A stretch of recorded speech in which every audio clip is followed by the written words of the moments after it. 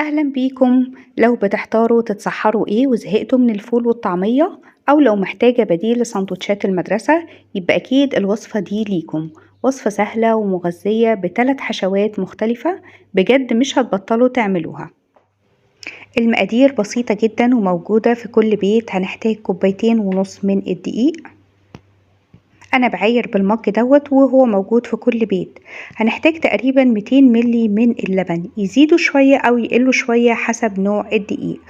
ولو جينا عايرناه بالمج اللي احنا دايما بنستخدمه أو موجود في كل بيت، هيبقى قبل ما نملى المج بشوية.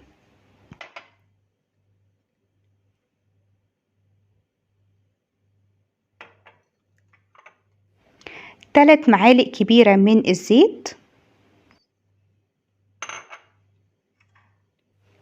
معلقة كبيرة من الخميرة الفورية، ومعلقة كبيرة من السكر، ونص معلقة صغيرة من الملح.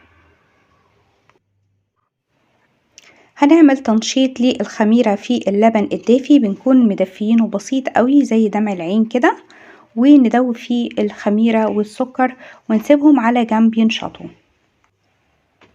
لو عندك عجان هتضيفي الدقيق وتحطي عليه الملح وتحطي بقية المكونات كلها وتقلبيهم بالسباتولا وتسيبيه يعجنها كويس جدا لحد ما توصلي لقوام طري ومتجانس كويس جدا.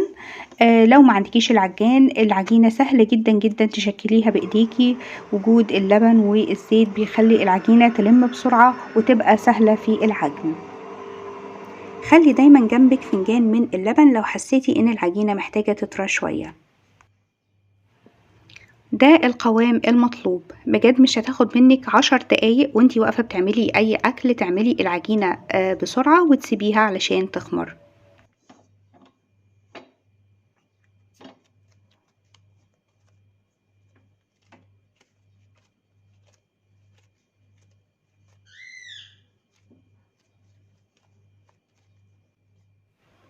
هنسيبها في مكان دافي تخمر لمدة ساعة.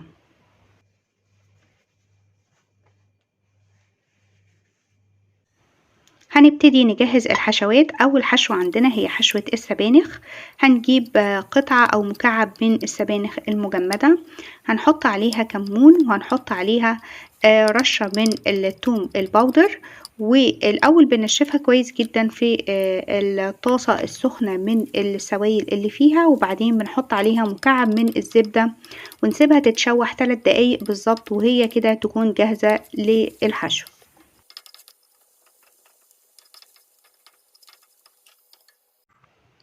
تاني حشوة عندنا هي حشوة الزعتر، ودي خلطة الزعتر اللي بتتحط على المناقيش. هناخد منها معلقة صغيرة ونحط عليهم تقريبا برضو معلقة صغيرة من زيت الزيتون ونقلبهم، ودي كده هتكون تاني حشوة عندنا. تالت حشوة عندنا هي حشوة الطماطم والفلفل الأخضر، وهنحط في الآخر طبعا الزيتون الأسود. وبكده نكون حضرنا 3 حشوات مختلفة للفطاير بتاعتنا أو الميني بيتزا، زي ما تسموها، بس أنا بعملها بال3 حشوات دي. العجينة بعد ما خمرت أنا هقسمها ل9 كور متساوية تقريبا على قد ما تقدروا، وهسيبها تخمر تاني لمدة ربع ساعة أو تلت ساعة قبل ما ابتدي أعمل عملية الحشو، وهوريكم الطريقة اللي احنا هنحشي بيها.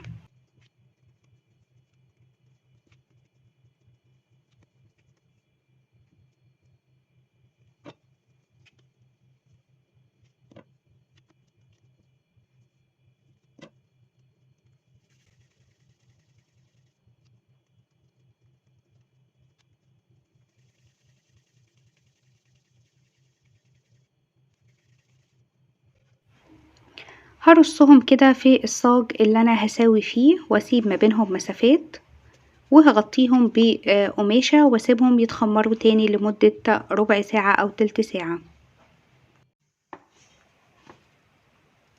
ده كده شكلهم بعد ما اتخمروا.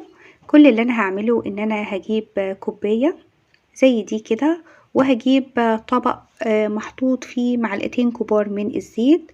هغطس القعر بتاع الكوباية في الزيت، وابتدي اضغط على كل كورة منهم بحيث ان انا اسيب فراغ جوه كل كورة من العجين زي ما انتوا شايفين بالطريقة دي.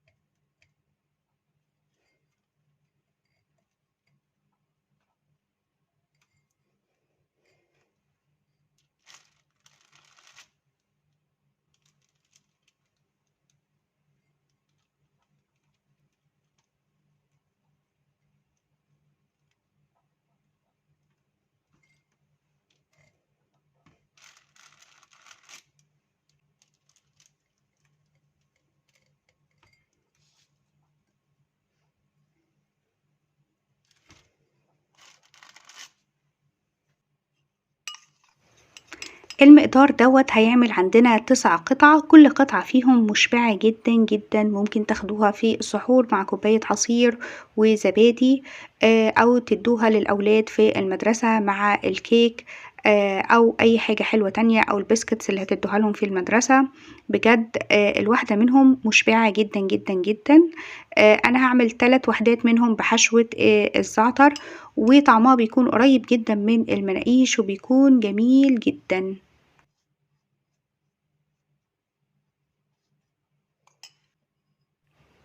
تاني حشوة عندنا هي حشوة الخضروات، الطماطم والفلفل الأخضر، وطبعا دي حاجات اختيارية بالنسبة لكم. ممكن كمان تحطوا طبقة من الصلصة أو من الكاتشب لو بتحبوه قبل ما تحطوا الخضروات. هي بتبقى قريبة جدا من الحشوة بتاعة البيتزا.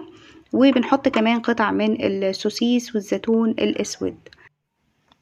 تالت حشوة عندنا هي حشوة السبانخ اللي حضرناها مع بعض، وبجد لو أولادكم مش بيحبوا السبانخ في الوصفة دي هيحبوها جدا، لأن طعمها مش بيكون باين قوي كمان بعد ما بنحط الجبنة الموتزاريلا.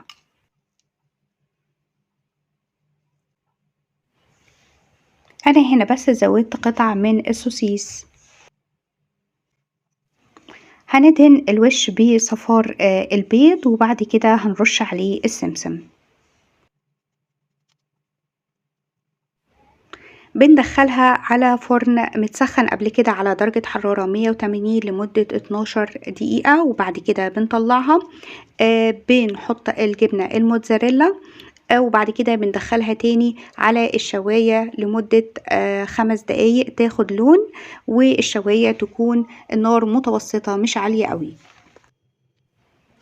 هنا بعد ما حطيتها في الفرن لمدة 12 دقيقة طلعتها، وبحط عليها الجبنة الموتزاريلا. والخطوة دي هتضمن لي ان الجبنة ما تجلدش معاكي، بالذات لو انتي هتعملي كمية وتشيليهم في الفريزر وتطلعي منهم اول باول تسخنيهم تاني في الفرن او في الميكروويف. الطريقة دي هتضمن معاكي ان الجبنة تفضل معاكي طرية على طول. بعد ما بتطلع من الفرن بنغطيها بقطعة من القماش لمدة 10 دقايق.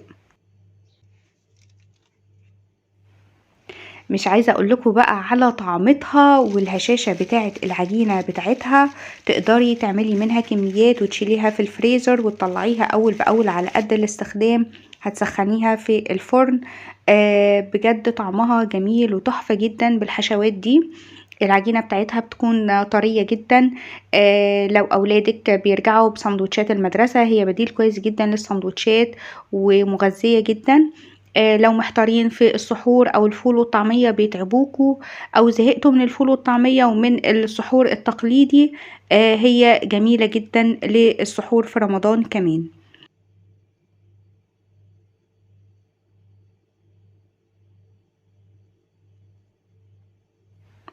يا رب وصفة النهاردة تكون عجبتكم. ما تنسوش تعملوا لايك وتشتركوا في القناة، تعملوا سبسكرايب وتفعلوا الجرس علشان يوصلكوا كل الإشعارات بالفيديوهات الجديدة اللي هنزلها إن شاء الله. يا رب يومكم سعيد، مع السلامة.